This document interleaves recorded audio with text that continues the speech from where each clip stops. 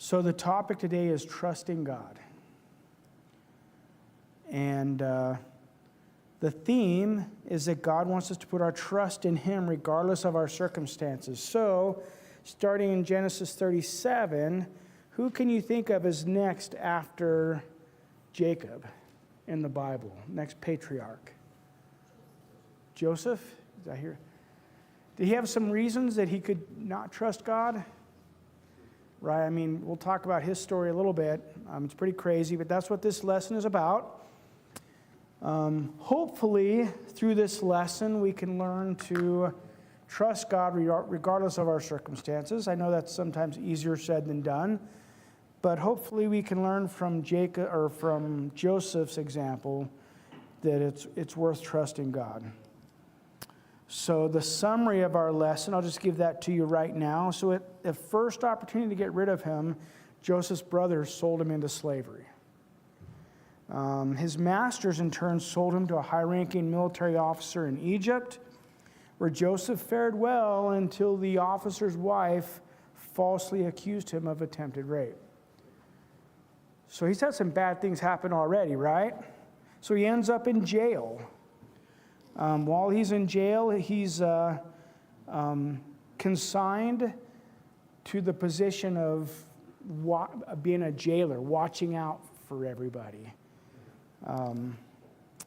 And through the Lord's sovereign intervention, Joseph was released from prison, and you guys might know the rest of the story. Interpret some dreams, and he goes from prison to royalty in a day. So it's a pretty amazing story. So our lesson plan today is we're going to talk about God's plan involved Joseph's rejection, or involved not Joseph's rejection, but Joseph being rejected by everyone in his family, for the most part. We're going to see that God's plan involved disappointment in his life.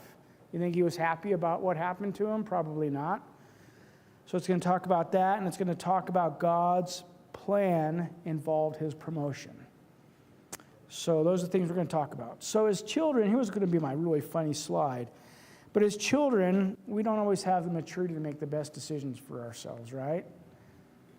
So looking back over your life, if you had the chance to control your life, when you went to bed, when you ate, what activities you did, how do you think your life would have turned out?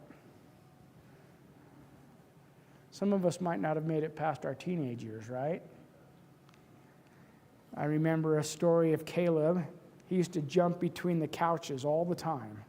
He used to drive me crazy. I tell him, don't do it. And he would just keep doing it. So one time he missed and landed and hurt himself. And I responded, I'm glad that happened to you. And he was shocked. I'm really glad that happened.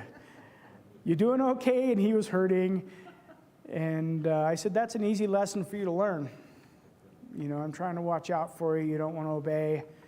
This is an easy lesson to learn. You weren't hurt permanently. You could be in the future if you choose not to obey.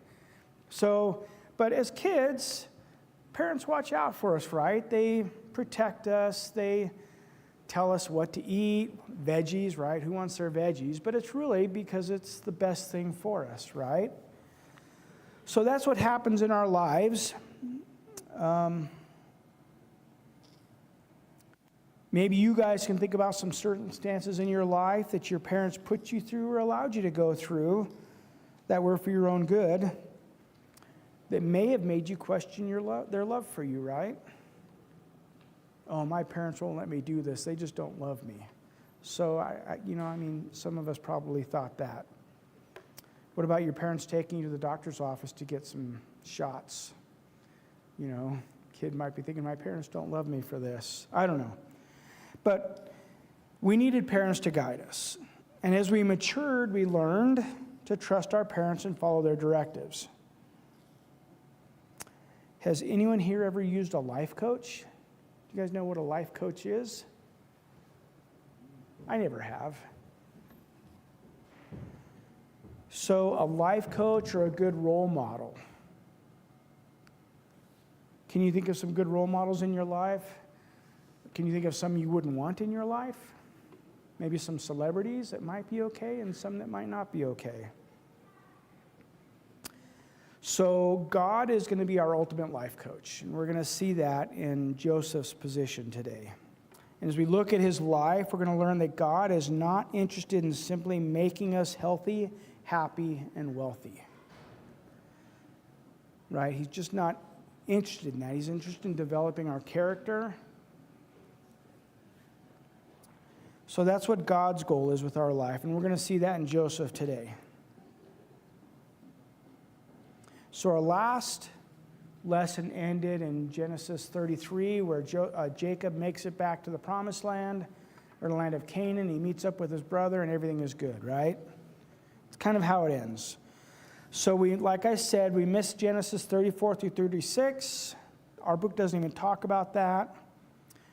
I'll just briefly talk about those as we move forward. In Genesis 34, we learn about Jacob's daughter Dinah, who was born to Leah. She is raped by Shechem, who was a prince of the land. In retribution, her brothers, Simeon and Levi, deceive the men of the city into circumcising themselves, then massacre them and loot the city. So Jacob rebukes his sons for endangering the family, while they defend their actions as defending their sister's honor. So that happens in 34. 35, God commands Jacob to return to Bethel. The family purifies itself by discarding foreign gods, and God reaffirms his covenant with Jacob, whose name has been changed to Israel. So chapter 35, apparently there's a drifting away from God, and God has to reconfirm the covenant. On 35, Rachel gives birth to Benjamin near Bethlehem. And Isaac dies at 180 years old and is buried by Jacob and Esau. And then it talks about Jacob's 12 sons and who their mothers were. In Genesis 36, it's the genealogy of Esau. It's recorded there, detailing his wives, sons, chiefs, and the Edomites, a settlement in the hill country of Seir. So we see in chapter 36, Esau's expanding power. We're not going to talk about that in the book. But that's what we see, is the establishment of kings, princes, and chiefs through the line of Esau.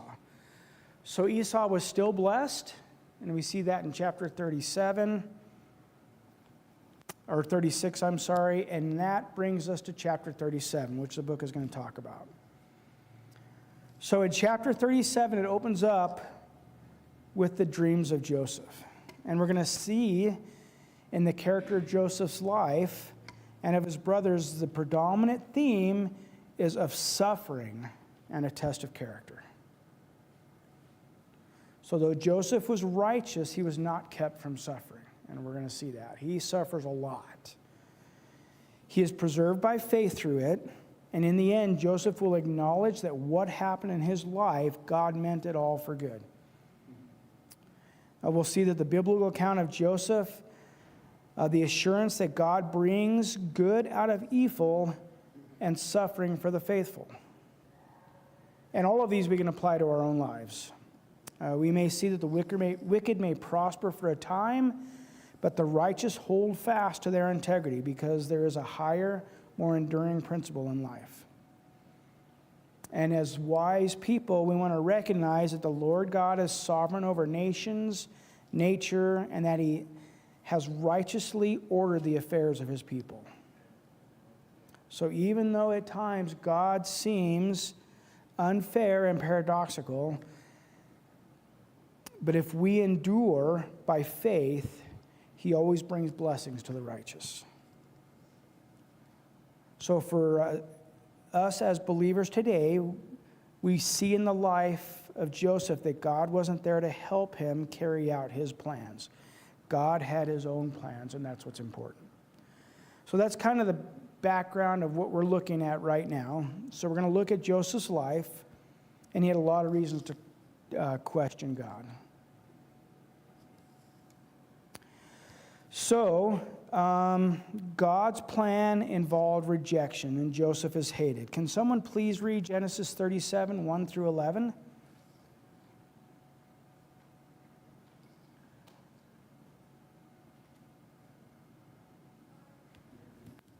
And Jacob dwelt in the land wherein his father was a stranger in the land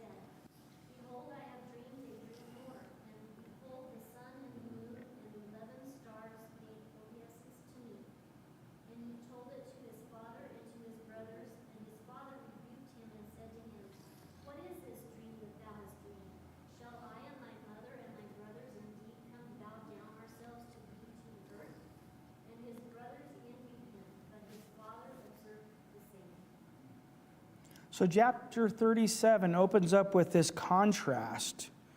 We talked about in 36, it was all about Esau and his growing power. In chapter 37, we see that Jacob was dwelling in the land of his father, the land of Canaan. So unlike Esau, Jacob had no chiefs or kings, and no lands to govern, and no full tribes. He was a sojourner, just like his father Isaac. One thing we want to take out of that, I believe, it may make sense, Esau's greatness was secular, right? He wasn't the chosen one. He had a secular greatness. And he rose to great power. So his greatness came to him swiftly, to him and his descendants. Jacob's promised spiritual blessing demanded patience in faith. So like us, God promises to bless us, right? We need to be faithful and we need to be patient in God's blessings. Turns out, in this case, and it's probably true today, secular blessings come about faster than spiritual blessings. And we need to remember that because we see that modeled here. Instead, he was a sojourner just like his father Isaac. So while others prosper, it's a test of our own faithfulness and perseverance. So we should remember this in our lives. So at the age of 17, Joseph was tending flocks with his half-brothers, Dan, Naphtali, Gad, and Asher. And Joseph observed his brother's misconduct and reported it to his father. Can you see why his brothers might not have liked him? Perhaps this misconduct reported to his father boosted Joseph's stock in Jacob's thinking while it lowered his brother's stock. We don't know. But at any rate, Jacob loved Joseph and showed his love by giving Joseph a richly ornamented tunic. So Joseph, why did he love Joseph? Belonged to Rachel. Remember the story? He was given Leah. He didn't love Leah like he loved Rachel. Leah had a bunch of kids, a bunch of children, a bunch of offspring, but Rachel only had 2. And he loved those offspring more. Is that fair of Jacob? It's really not. But it happened. So Joseph would be the, where am I at here? So Joseph was the firstborn of Rachel. Joseph would be the obvious son for Jacob to love most. In verse 3, Joseph is given a tunic of many colors made by his father Jacob as a symbol of his special love. So do you guys remember your Sunday school pictures of this coat of many colors? So it was probably a multicolored royal tunic with long flowing sleeves, which set him out from the group as the favored one. So they were formed in ancient days, so they didn't have the modern procedures that we do today. So in the olden days, they were formed by sewing together patches of colored cloth, and they were considered a dress of a distinction. Another possible translation could be that the coat with sleeves, a long sleeve robe. A lot of people didn't have long sleeve robes back then. So it's either a coat of many colors or it's a coat with long sleeves. We don't know, but it says coat of many colors. The inference here could be that Jacob had chosen Joseph to be the one through whom the divine blessings would flow. What's interesting about this coat of Joseph, is that Jesus also possessed a distinctive robe, right? We talk about the similarities between Jacob and Jesus. Is there a problem? Are you going to turn me up a little bit? Remember how we talked about how there were a lot of similarities between Jacob and Jesus? Right? We talked about that. Isaac and Jesus. It turns out that there's more similarities between Joseph and Jesus. Arthur Pink noted 100 similarities between Jesus and Joseph, which I think is interesting because we know that the whole of the Bible points to Jesus Christ. So I just think that's another interesting similarity, that not only did Joseph have a special robe, Jesus also possessed a distinctive robe. Anyhow, Joseph's brothers saw this coat and understood that Joseph was the favorite child of their father. Now, do you think it took this coat for them to recognize that? They'd probably been living with that fact their whole lives, right? Or at least until Joseph was born. So this wasn't anything new, but it probably only helped fuel their fire of hatred for their brother. Do you think having and wearing this tunic was doing Joseph any favors in the eyes of his brother? I mean, he wore it when he went to the field, right? I mean, almost like he wore it as a badge. So he didn't do himself any favors. His brothers hated Joseph and refused to talk peaceably to Joseph. So Jacob's blessing turned out to be, or Jacob's favoritism turned out to be a blessing and a curse for Joseph. And as bad as the relationship had become between Joseph and his brothers, it even got worse when Joseph told his brothers and father about the series of dreams that he has, which started in verse 8. So as you'd expect, because of Joseph's dreams, his brothers hated him even more. So if you have a dream, and we're going to talk about that dream next, but if you had a dream in which you were exalted over your brothers who hated you, do you think you'd tell them about that dream? So Joseph may have been the favored child of his father, but he may not have been the most wise at that time, right? I mean, my brothers already hated me. I wouldn't tell them about my dreams. But he does, and of course it leads them to hate him even more. In fact, even his father will rebuke him for his second dream, which included the sun, which is Jacob bowing down to Joseph. So even his father wasn't entirely thrilled about that second dream. So of all people, you'd think Jacob would have remembered what parental favoritism does to his family, right? He lived through that and saw that it tore the family apart. You'd think Jacob, of all people, would recognize that, and yet he falls right into that same trap. For Jacob, it had separated him from a loving mother, and it will ultimately separate Joseph from Jacob.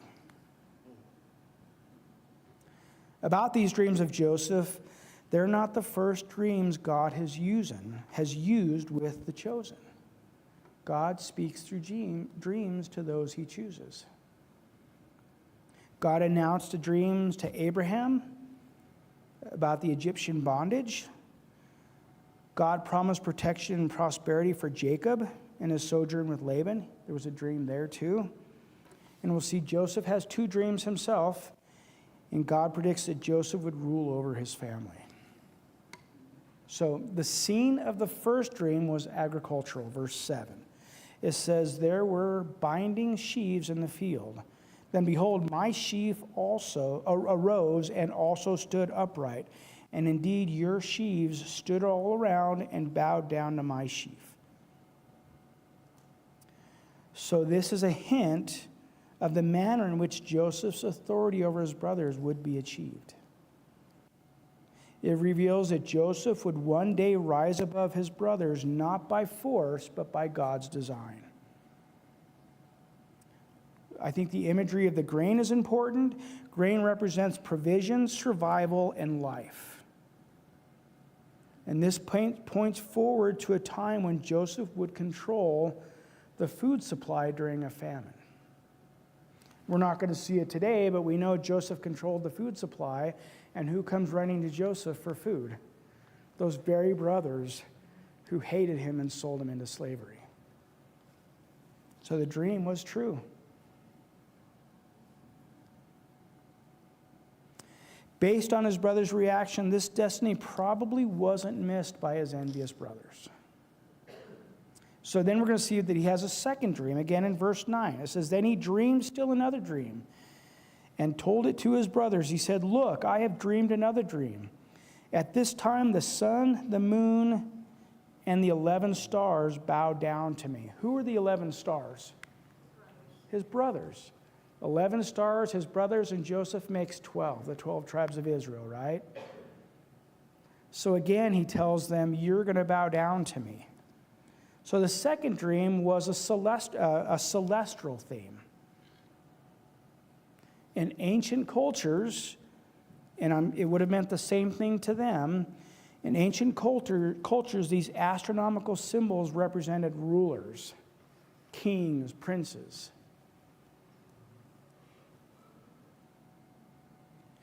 The dream then symbolically anticipated the elevation of Joseph over the whole house of Jacob. And Jacob acknowledged the implied interpretation in verse 10. He says, "And his father rebuked him and said to him, 'What is this dream that you have dreamed? Shall your mother and I and your brothers indeed come to bow down to the earth before you?'" So the brothers, imagine them sensing that Joseph was to be elevated to prominence over them. They would envy and hate Joseph for this, right? I mean, it makes sense. Yeah. I have a note in my Bible that says, the 11 sons of Jacob couldn't hear that Joseph called them stars. They only heard bow. Jealousy is a thief of blessings. I have no doubt in my mind that that's what they heard. You think it enraged them? It did.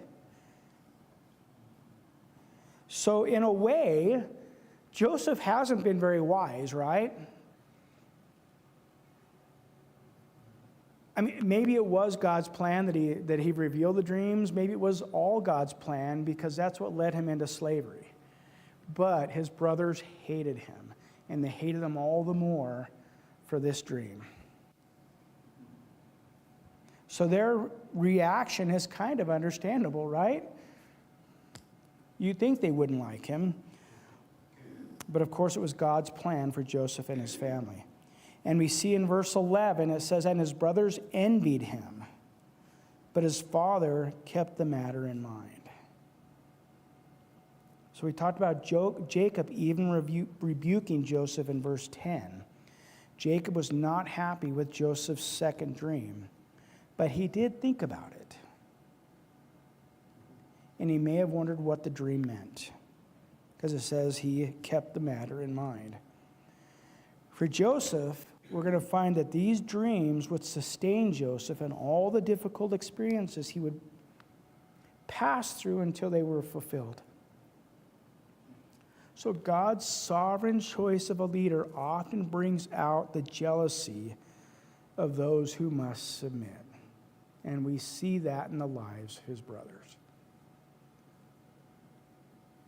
We see it we see it everywhere in life, right? Politics, we see it everywhere. People that have to submit are often jealous of those they submit to. It's a matter of the heart, right? And we see that in spades with his brothers. So we're going to see that, you're not going to see it because it's not up there, but in the next section of our outline, rather than recognize God's choice, his brothers set on a course to destroy him. So their actions, prompted by the belief that they should lead, shows exactly why Joseph's brothers were not chosen by God to lead the family. Joseph was chosen by God, and God knows the heart, right? Obviously, the brothers were not very humble people. Joseph was. So how would you characterize how Joseph's family treated him? Pretty rotten, huh? Okay, moving on to the next point. Joseph is sold.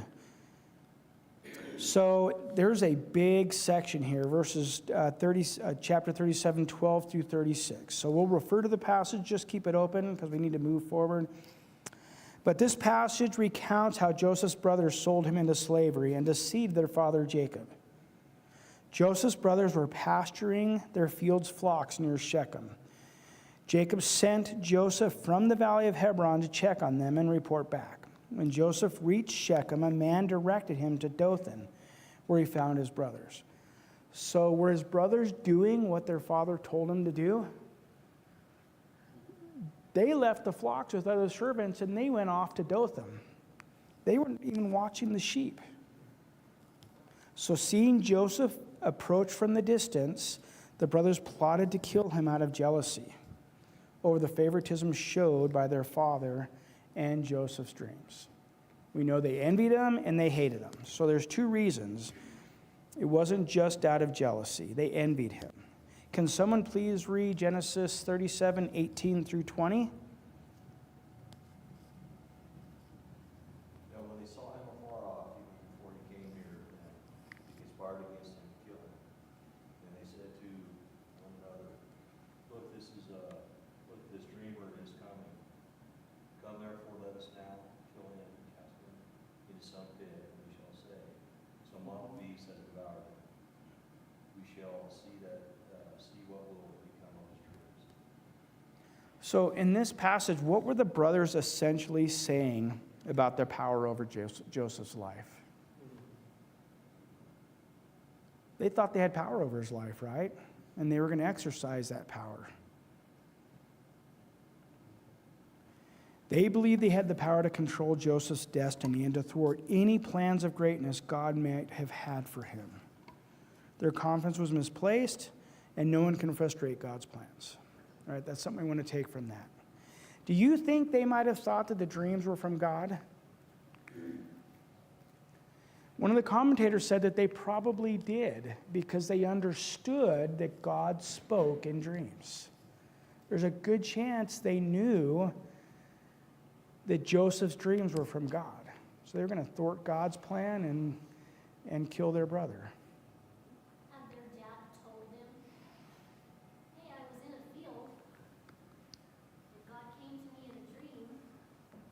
Had Jacob talked to them about that when they were growing up? Is that one of the stories they heard? We don't know that. To say he did would be an argument from silence. Great grandpa Abraham, God talked to him in a dream. I bet dollars to donuts that he did talk to them about that. I talk to my boys about things that happen in my life, important things in my life. Those are pretty important parts of their lives, right? It changed their lives, and I'm sure they probably told their sons about that. So the brothers devised a plan to kill Joseph in order to keep his dreams from being fulfilled. So previously in chapter 34, which we didn't go over, the brothers had plotted to kill many Shemites in revenge for their sister, and now they were planning to kill their brother.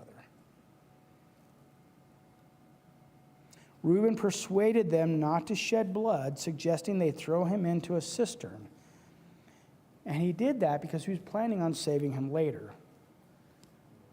Now it turns out, we talk about, Reuben maybe wasn't as bad as his brothers because he was going to go back and save him. A lot of commentators say that it might have just been self-interest on his part because as the firstborn, he would have been directly responsible for Joseph. His father would have held him directly responsible for what happens to Joseph. So the question is, was it self-interest? He wouldn't have to deal with that with his father, or did he truly care about his brother and want to protect him? We don't know. But anyhow, they stripped Joseph of his coat and threw him into an empty, dry pit. And while they were eating, a caravan of Ishmaelites, or Midianite traders, approached, heading to Egypt with goods. So Judah proposed selling Joseph rather than killing him, since he was their brother. Actually, that was Reuben. I mistyped there. So they sold Joseph for 20 shekels of silver, and the traders took Joseph to Egypt. Why only 20 shekels? What do you think about that? Was that the going rate to purchase a slave? I don't know. I didn't see that when I was looking, but when I saw 20 shekels, I started to wonder, why 20? Why not 30 or whatever? And in my mind, I was thinking, well, since Joseph, there's so many similarities between Joseph and the life of Christ, my thoughts automatically went, well, go to 30. But he only went to 20. And I should have wrote the verse down. I was just going to glance over. I was just going to not even talk about it. But I think it's interesting in Romans, it tells us, I think it's Romans, it tells us that Christ will have preeminence above all. So even though he's a type of Christ, or there's a lot of similarities, Christ was sold for 30. So even in that aspect, Christ is preeminent over that comparison. So that's neither here nor there. But I don't know what you do with that either, but I just thought that was interesting. So Reuben returned to the pit and found it empty, and he tore his clothes in distress. The brothers then killed a goat, dipped Joseph's coat in its blood, and brought it to Jacob, claiming that they had found it. Jacob recognized the coat and concluded a wild animal had killed Joseph, and he mourned deeply, refusing comfort and saying he would go down to Sheol in mourning for his son. Do you see a theme happening here? If you think about it, what's interesting is this theme of family dysfunction in this family. Jacob is convinced that his favorite son was dead, this time by his own, but this time was by his own sons. Ironically, Jacob had deceived his own father Isaac, using his brother's tunic and the skins of goats. Jacob's being deceived by his sons just like he deceived his father. That's a serious pattern of dysfunction, isn't it? I may have messed up my kids a lot, but we haven't gotten that far, thank goodness, right? So they've got this big pattern of dysfunction. So Joseph is now sold to the Midianites. The Midianites get to Egypt, and they sell Joseph to Potiphar, an officer of the Pharaoh and the captain of the guard. So let's move on to the next point, that God's plan involves disappointment. So as a young man in a strange land, Joseph had to adjust to new customs, learn a new language, and maintain his faith while living in a community of unbelievers. Joseph had no one to stand with him or encourage him. Did Joseph's circumstances seem like the triumph of wickedness or the operation of blind fate? It does, doesn't it? In the same situation, much less severe situations, how many times have I said, why, God? What are you doing in my life? This doesn't seem fair. All you have to do is look back at Joseph when you want to start thinking about how your life isn't turning out the way you thought it should. So anyhow, in Joseph's life, appearances are deceiving. Everything that happened to Joseph was providential. And we learned 3 times in Genesis 39 that the Lord was with Joseph. 39 verse 3, 21, and 23. So as I said earlier, the book skips over Genesis 38. Joseph is a slave in Egypt, and we won't see him again until chapter 39. Instead, we see a strange story about Judah and Tamar. We don't have time to go into it, but those of you that love biblical prophecy, who love figuring out the way God works, we're going to see in that chapter that Judah, being problematic as he is, has 2 children, and we're going to see in that story that the youngest child, Perez, kind of gets the birthright, and Christ comes through that bloodline. And interestingly, if you look at that chapter, you can go to the book of Ruth and see the history of the church played out in the book of Ruth. which leads to the book of Revelation. So it's really interesting the way the Bible is cohesive and how God has worked it all together. So, like I said, we're not going to look at that chapter, but if you want to look at it, there's some pretty interesting things there that are worth looking at. But back to the life of Joseph. Right now, we see that God's plan often involves disappointment, and that proves true in Joseph's life. So Joseph serves well. During the Middle Kingdom age, when Joseph went to Egypt, Egypt was powerful and a unified land. It was a land of peace, it had effective government and general prosperity. Joseph was sold to Potiphar, an officer of Pharaoh and captain of the guard. And I had some pretty neat pictures up there, some slides. Potiphar appears to have been an officer of the Pharaoh Sesostris II, according to the timeline, who ruled from 1897 to 1879 BC. So a long time ago. And I had some pretty interesting stuff about that, which maybe worked out well. I don't know if we would have had time to get through our lesson had I gone down that rabbit trail. But anyhow, God prospered Joseph and caused Potiphar to put Joseph in charge of his entire estate. And in turn, Potiphar was made prosperous because of Joseph. Potiphar eventually puts everything under Joseph's care and had to concern himself only with eating. And that's in verses 1 through 6 of chapter 39. And Joseph responded by working hard and developing his administrative skills. So Joseph is in bondage under Potiphar. And Potiphar thrives while Joseph is learning administrative skills.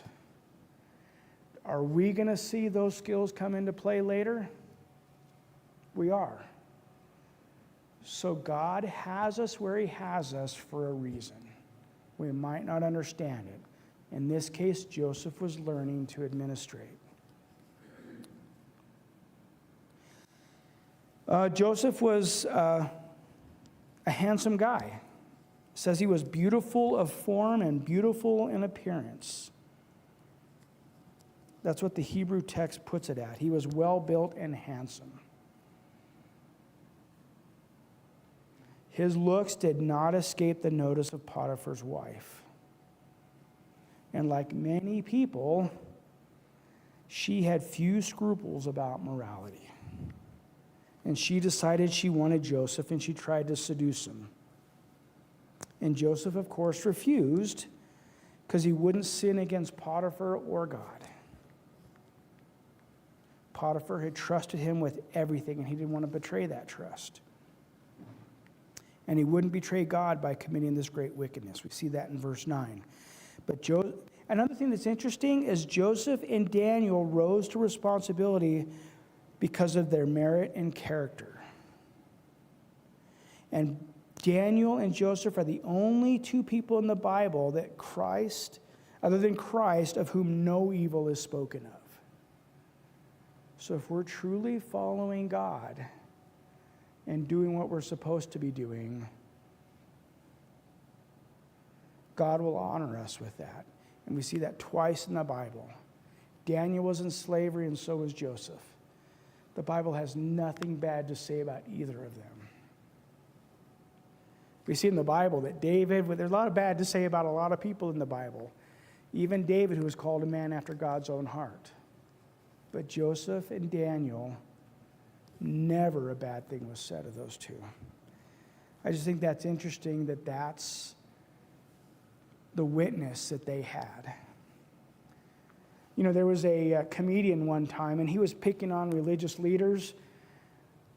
I only remember it because I remember him trying to pick on Billy Graham. He had all these people he was picking on for some character flaw.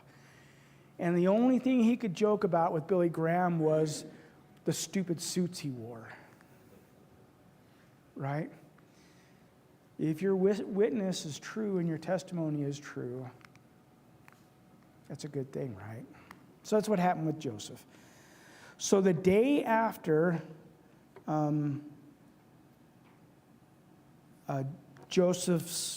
Potiphar's wife approached Joseph, he was working in the house when there was no other men present. And God tested Joseph with Potiphar's wife to see if he would be obedient. And when she tempted handsome Joseph, he refused to go to bed with her, because that would be a sin against God and his master. So Joseph left the house. He ran away. And she grabbed his coat, and he left his coat. How often do we flee from sin like that? I know in my life, I'll sometimes flirt around the edges before I run. We don't see that with Joseph, right? I mean, he just flees, leaves his coat behind. Maybe he should stop wearing coats. Maybe. The darn coats are getting him in a lot of trouble, aren't they? That's his problem, those darn coats. So he did the only thing a chaste, God-fearing young man could do. He ran, leaving his coat in her grasp.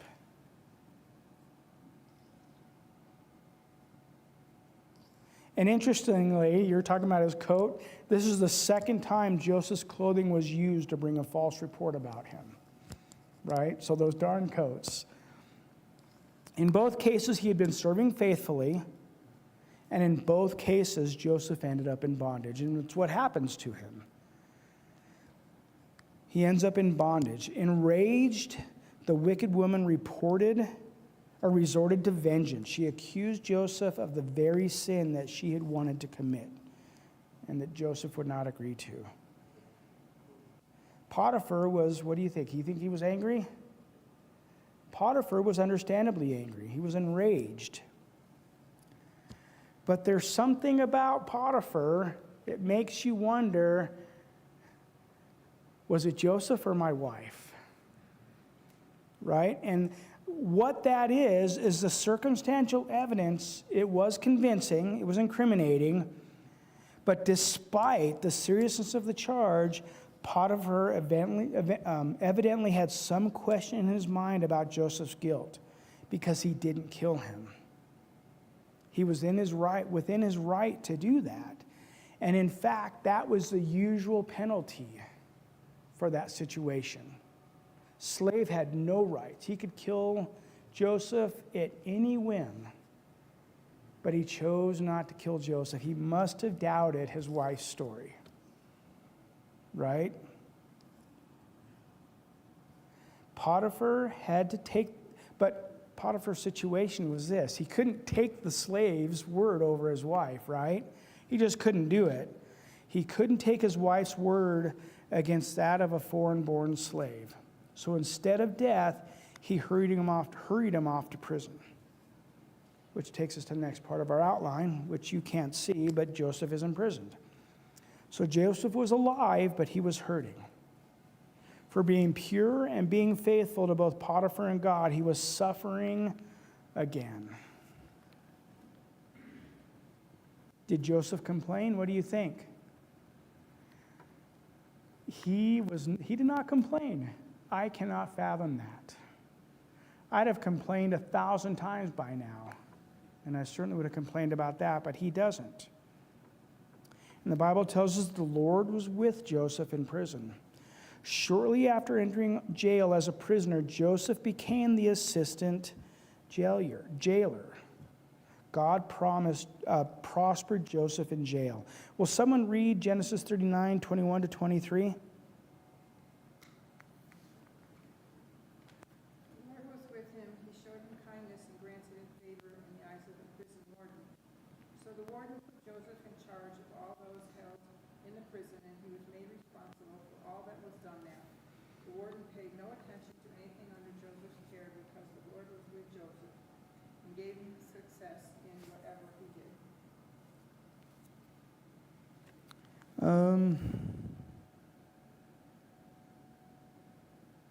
Okay, so why is God's presence with Joseph? Why should that be an encouragement to us?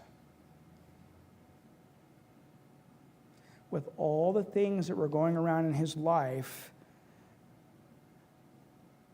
God showed Joseph that he was not an impersonal pawn. God was moving him like a pawn, but it wasn't impersonal. He had a personal relationship with Joseph and was showing him kindness and mercy in the midst of his difficult circumstances. Joseph could have been thrown in jail and forgotten, right? In fact, that's probably what would happen to most people. He was a slave. He wasn't even an Egyptian citizen in jail. So that's encouraging for us. So while Joseph waited for the good ending to a bad situation, two important officers who had offended the king joined Joseph in prison. It says in a commentary that Potiphar, the chief of the executioners, committed them to Joseph's charge. So it turns out, Joseph was put in charge of the prisoners. It turns out that Potiphar may have been in charge over that prison. So he remembered Joseph and put him in charge. That's what one of the commentaries said.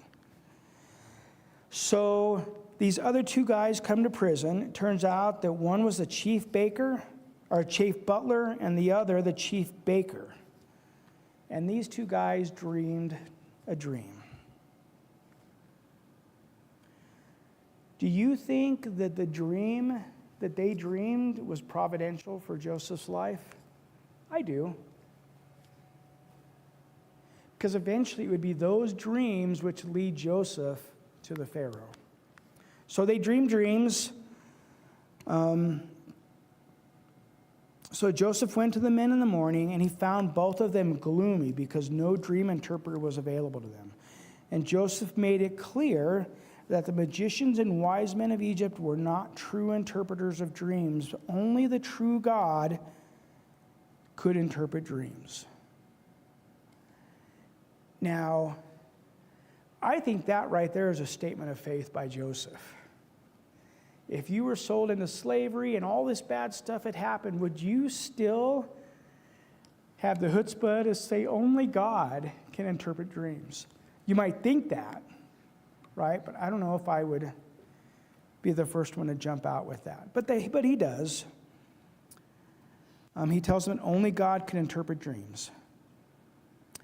He was still convinced that God's revelation of his two previous dreams would be fulfilled. So believing that God would reveal the meaning of the dreams to him, he asked the two men to tell them their dreams. So the chief butler spoke first, and Joseph told him he would be restored to the Pharaoh's favor and service. And his dream was that we probably won't go into that. We're already running out of time. Just that he would be restored. Joseph told the butler that he had been stolen from the land of the Hebrews, affirmed his innocence, and asked him to present his case to the Pharaoh to secure his release. That's in Genesis 40, 14, and 15. So Joseph, for his part, must have thought, here's my big break, right? Hey, this guy's going to be released. He's going to go back to Pharaoh, find out I'm innocent, and I'm going to get myself out of jail. I mean, I can imagine that's what he's thinking. Did it work out that way? No, it turns out he forgot. How much longer did he spend in prison after that? 2 more years. You got to be wondering what's going through Joseph's mind at this point. But anyhow, he forgot. The cupbearer was the other person. The cupbearer forgot about him, but God would not. The other guy, the baker, he gives him his dream, the interpretation of his dream. It would be that the baker dies, and in fact, he does. But in the bigger picture, the butler forgot because God's plan was for Joseph to be in prison for 2 more years.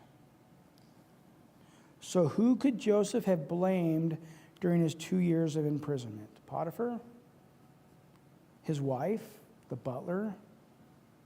God? He could have blamed a lot of people, right? So a person in this situation could have a hard time being content. But we'll find that he doesn't because he's always trusting God. I wish I could say the same thing in my life. So let's move on to our next point. God's plan involved promotion. So Pharaoh now has a dream. And the butler who had forgotten about Joseph all of a sudden remembers, oh, hey, there's a guy that can interpret dreams. So God disturbed Pharaoh with dreams about 7 lean cows that devoured 7 fat cows and 7 thin ears of grain that swallowed up 7 good ears of grain. So the Pharaoh calls his magicians and wise men, but none of them had any idea what the dreams meant. And of course, you know that these ancient kings and pharaohs had men that were in professional employ to interpret dreams. Not one of them could do it. If you remember, that situation also happened in Babylon, right? And who's the other guy that interpreted those dreams? Daniel. Daniel and Joseph both never have anything ever said bad about them in the Bible. I think there's some connection that we can draw from here, but I didn't bother to research that. My wife is telling me to hurry. I'm down to my last few things. So he interprets the dream because the butler remembered him. And he tells the Pharaoh, let's see if I can get back to where I was at. Joseph informed the Pharaoh that Egypt would experience 7 years of plentiful harvest followed by 7 years of famine. And he recommended the Pharaoh appoint an intelligent, wise man who would appoint officers to store the crops from a fifth part of the land during the years of bountiful harvest. Joseph explained to the Pharaoh that because the dreams had come in 2 versions, it signifies that God's plan would be carried out soon. So, what does the Pharaoh do? You guys remember? Puts him in charge of everything, right? So Joseph gets promoted. Joseph is appointed. The Pharaoh admitted to Joseph that God taught him everything he knew, and he recognized Joseph's intelligence and ability. And he recognized that God was in his life. He promptly appointed Joseph to be next to him in authority and delegated to him the task of gathering food for the 7 years, yada, yada, you know the story. So Joseph went from prison to the palace in 1 day. So Joseph was 30 at the time of his installment. He was 13 years old and he was sold by his brothers. So 17 years. And after 17 years, he finally exchanges his prison garments for royal robes. We see in verse 45 that the Pharaoh called Joseph Zaphnath-Paneah and gave Joseph a wife. Apparently, Zaphnath-Paneah in the Coptic, according to these scholars, it means a revealer of secrets, or the man to whom secrets are revealed. So the Pharaoh names him according to what he believes about him. As a token of his new status, Pharaoh gives him a wife. And let's see, I think it's probably time we stop. We just remember that and you can actually talk about the kids, the names of the kids. We won't talk about that right at time, but it just goes to show that in spite of that, he has a wife and he still names his children Hebrew names. He's not forgotten where he came from. So, how do we make it personal in our lives? By trusting God regardless of our circumstances. That should be our focus. When we concentrate on our lot in life, we'll become frustrated and discontented. And if we are discontented with our lot in life, then we need to confess our desire to control our lives. We become discontented because we want to control our lives. So in our lives, we need to remember to surrender our lives and give that control to God and trust God. See that in Proverbs 6. That's all I have. I'm sorry I rushed through the last part of my lesson, but we ran out of time. Anybody have any questions? Anything they'd like to add? No? Okay, I'll close this in prayer. Heavenly Father, we thank you for the day you've given us. We thank you for bringing us together today to church. We thank you for the family we have here, the opportunity we have to fellowship and be with one another and learn your word. God, I just pray as we leave here today that you'd give us hearts that have a passion for you. Please make us humble, that we can have pure hearts. And as we look forward to seeing you face to face in glory, please give us courage to witness to those around us. In your Son's name I pray. Amen.